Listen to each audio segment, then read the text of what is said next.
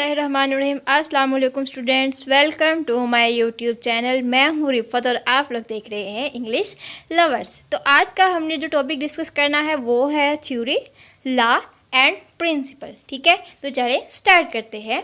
When a hypothesis is given a repeated exposure to experimentation and is not falsified.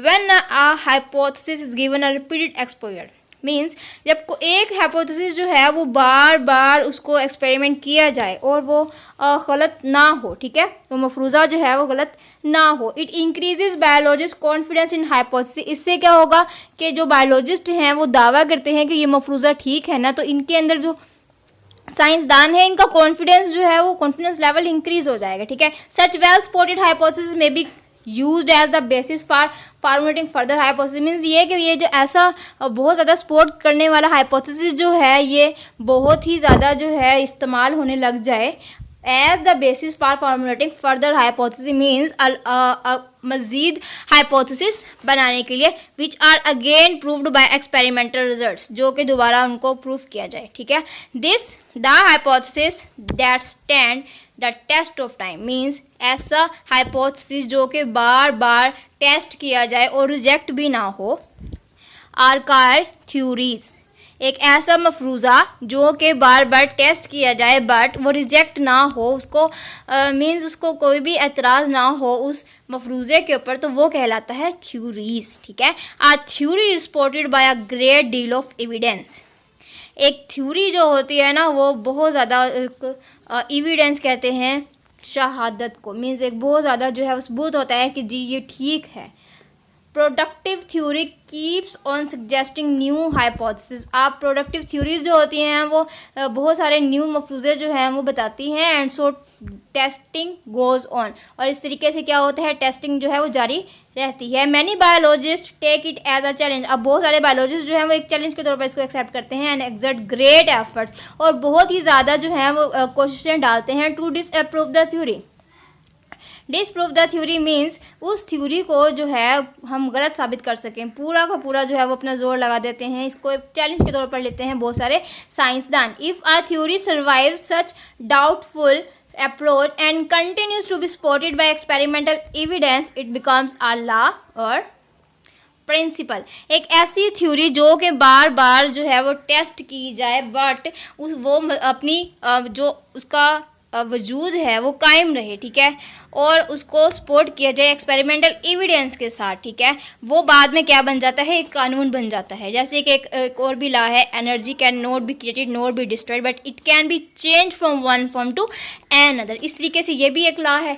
आगे देखें, आ scientific law, एक जो science का जो कानून होता है ना ये यूनिफॉर्म होता है और कॉन्स्टेंट फैक्ट ऑफ नेचर जो है वो रखता है। ये इसकी कैरेक्टरिस्टिक्स बताई है, what are the characteristics of scientific law. तो आप ये लिख सकते हैं, it is an irrefutable theory.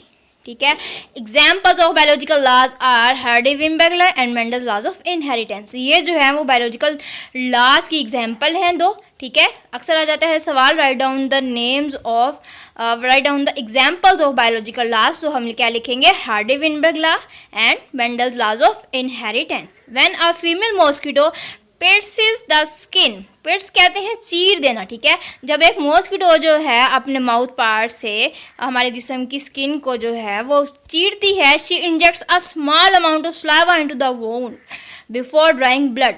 अब जो हमारे जो ज़ख़म होता है उस स्किन की साइड पर, ये मॉस्किटो जो है वो अपना सलाइवा थोड़ी सी मिकदार में जो है वो इंजेक्ट कर देती है, डाल देती है, बिफोर ड्राइंग ब्लड, खून को चूसने से पहले। ठीक है, the saliva prevents the blood from clotting in her food canal. अब सलाइवा जो है वो प्रिवेंट करता है ब्लड को कि उसके कैनाल के अंदर जो है वो क्लॉट ना हो।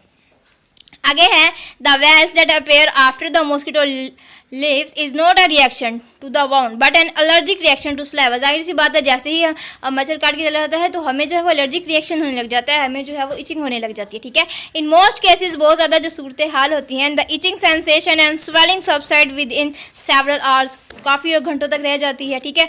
Data organisation and data analysis, अब जो है लास्ट स्टेप आ गया है कि डाटा को कैसे हमने ऑर्गेनाइज करना है, कैसे उसको क्लासीफाई करना है, कैसे जो है वो जो हमारे पास टोटल डाटा जो कलेक्ट हुआ है उसका कैसे हमने तज्जिया करना है। Data organisation and data analysis are important steps in biological method, ये जो है बहुत ही ज़्यादा अहम स्टेप्स हैं बायोलॉजिकल मेथड के अंदर। What are the major and important steps in biological method, तो हम बताएंगे data organisation and data analysis. Data की डेफिनेशन देख लेते हैं। It can be defined as the information such as names, dates और values made from observations and experimentation. Data को कहा जाता है कि ऐसी मालूमात जो जैसे कि नाम हो गया, ठीक है, तारीख हो गई है, कोई इकदार हो गया, कोई वैल्यू हमें मालूम हुई है हमारे तजुर्बात से और हमारे मुशाहिदात से, तो उसको कहा जाता है डाटा, ठीक है। आगे हम पढ़ेंगे data organization. In order to formulate and then to test hypothesis, अब बनाने के लिए और हाइपोथेसिस को टेस्ट करने के लिए scientist collect and organize data. अब साइंसदान क्या करते हैं, सबसे पहले डाटा जो है वो लोगों से कलेक्ट करते हैं, ठीक है, और फिर उसको ऑर्गेनाइज करते हैं। Prior to conducting an experiment it is very important for a scientist to describe data collection methods. अब ये बहुत ही ज़्यादा इंपॉर्टेंट है एक साइंटिस्ट के लिए कि वो जो है वो डाटा कलेक्शन मेथड्स को भी डिस्क्राइब करे, बयान करे। It ensures the quality of experiment, ये जो है वो यकीन दिलाता है कि तजर्बे की क्या क्वालिटी है। Data is organize in different formats like graph, table, graphics, tables, flow charts, maps and diagrams. अब डाटा जो है हम कैसे जो है डिफरेंट फॉर्म्स के अंदर दिखा सकते हैं, वो हैं ग्राफ भी बना सकते हैं आप, टेबल भी बना सकते हैं आप, चार्ट्स बना सकते हैं आप, मैप्स में नक्शे बना सकते हैं आप, डायग्राम्स कोई भी फिगर बना सकते हैं आप लोग। आगे बारी आ जाती है डाटा एनालिसिस की, ठीक है। Data analysis is necessary to prove or disprove hypothesis by experimentation, ठीक है। डाटा एनालिसिस जो है वो बहुत ज़्यादा ज़रूरी है कि हम उसको प्रूफ कर दें, ठीक है, या फिर डिसअप्रूव करें, ठीक है, एक्सपेरिमेंट के जरिए किसी भी मफरूज़े को। It is done through the application of statistical methods, ratio और प्रपोर्शन के जरिए जो है वो काम किया जाता है। ये अब मैं आपको बता देती हूँ कि रेशो क्या होती है और प्रपोर्शन क्या होता है, ठीक है। When a relation between two numbers for example A and B is express in the form of quotient. अब जब दो ले लिए हैं हमने चीज़ें, नंबर 1 है ए, दूसरा है बी, अब हम इसको क्वेश्चन के अंदर करेंगे तो ए ओवर बी होगा। इसको कहा जाएगा ratio of one number to the other, means एक नंबर की दूसरे के साथ जो है वो रेशो कैसे बन रही है, ठीक है। इसको हम बटे की सूरत में भी लिख सकते हैं, ए ओवर बी, ठीक है। रेशो में भी express by putting a division और कॉलन। अब हम डिवीजन का मार्क भी लगा सकते हैं, तकसीम की इलामत भी लगा सकते हैं, या फिर कॉलन भी लगा सकते हैं, ठीक है। बिटवीन द टू नंबर्स, दो नंबर्स के दरमियान, for example the ratio between 50 malarial patients and 150 normal person is 1:3। देखें 50 रेशो 150 होगी तो ये कट जाएगा आपस में, तो क्या हो जाएगा 1:3 आंसर हमारा आ जाएगा। आगे बारी आती है प्रोपोर्शन की। जैसे मैंने आपको बताया प्रोपोर्शन किसे कहते हैं, it means to join two equal ratio by the sign of equality, means दो ऐसी रेशियोज को आपस में मिला दिया जाए और एंड के अंदर जो है वो इक्वालिटी का साइन लगा दिया जाए, ठीक है। प्रोपोर्शन को हम दूसरे लफ्ज़ों में इक्वालिटी भी कह सकते हैं, ठीक है। For example A ratio B is equal to C ratio D, ठीक है। अब सी इक्वल की जगह पे हम 2 कॉलन लगा सकते हैं और उसको मीन्स ये साइन जो है वो प्रोपोर्शन का बन जाएगा। For example A ratio B is equal to C ratio D is a proportion between two ratios, ठीक है। This proportion may be also be expressed as A ratio B proportion C ratio D, जैसे कि मैंने आपको ऊपर बताया। When 3 values in a proportion are known the fourth one X can be calculated, means जब हमें 3 वैल्यूज दी जाएंगी, ए की वैल्यू दी जाएगी, बी की वैल्यू दी जाएगी, सी की दी जाएगी, बट डी की वैल्यू नहीं दी जाएगी, तो हम डी को जो है वो एक्स या वाई जो भी सपोज कर लेंगे तो फिर हम इसको कैलकुलेट कर लेंगे। For example a biologist can calculate how many birds will get malaria. मिसाल के तौर पर अब एक बायोलॉजिस्ट है, वो कहता है कि मैं कैलकुलेट करना चाहता हूँ कि कितने बर्ड्स जो हैं वो मलेरिया से मरे थे। When he allows infected mosquitoes to bite 100 healthy sparrows, जब वो अलाउ करता है कि इन्फेक्टेड मॉस्किटो के वो काटे 100 हेल्दी स्पैरोज को। In the previous experiment he noted that when he allowed mosquitoes to bite 20 sparrows. ठीक है, पिछले एक्सपेरिमेंट में उसने कहा कि उसने नोट किया कि उसने अलो किया है 20 स्पैरोज को। ठीक है, 14 out of them got malaria. Now he uses proportion rule. आप जो है वो आगे प्रोपोर्शन रूल को करेगा। देखिए फर्स्ट रेशो के अंदर आएगा 14:20। ठीक है, क्योंकि 14 में से 20 में से 14 जो थी, ठीक है, निकली है। सेकेंड रेशो है वो x है, x/100।